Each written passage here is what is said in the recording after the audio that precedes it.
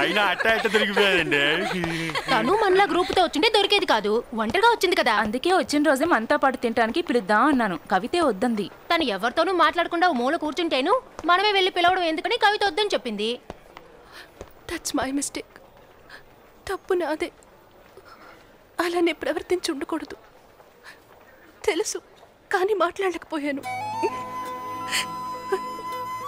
ఎందుకంటే 4 రోజుల ముందు మా అమ్మ కార్ యాక్సిడెంట్లో నా కళ్ళ ముందే చనిపోయింది.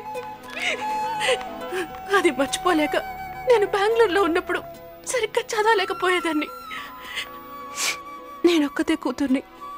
నా బాధను అర్థం చేసుకున్న మా నాన్న సొంత ఊళ్ళో ఉన్న తాతయ్య గారి ఇంట్లో ఉంచి చదివించడం మంచిదనుకుని ఈ కాలేజీలో టెంపరీగా చేర్చారు. నేను ఇంకా ఆ సంఘటన మర్చిపోలేకపోతున్నాను. అందుకే ఎవరితోనూ మాట్లాడలేదు. క్షమించు శోభన, మేమే నేను అపార్థం చేసుకున్నాం.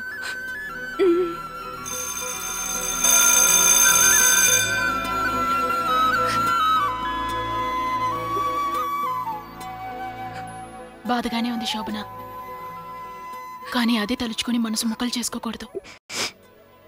ఈ లోకంలో నువ్వు ఒక్కతనివే కాదు, ఒక్కొక్కరికి ఒక్కో రకమైన కష్టం. ఆ ముత్తున్నాడే, అతనికి నీలాగే అమ్మలేదు.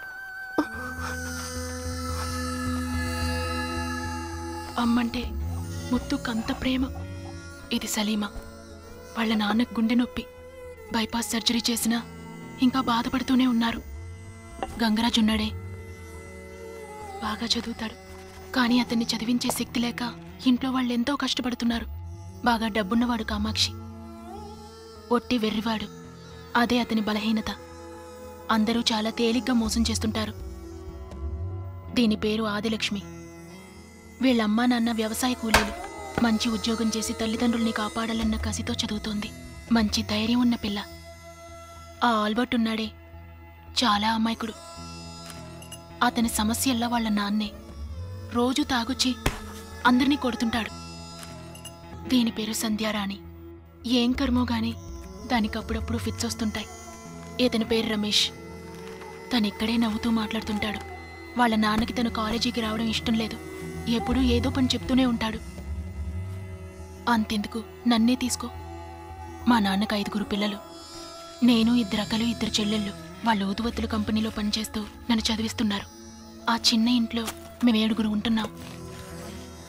ఇలా ఎవరి సమస్యలు వాళ్ళకున్నా మేమందరం ఒక్కచోట కలిసామంటే అన్ని సమస్యల్ని మర్చిపోయి మేమందరం సంతోషంగా ఉంటాం. అది మా ఫ్రెండ్షిప్.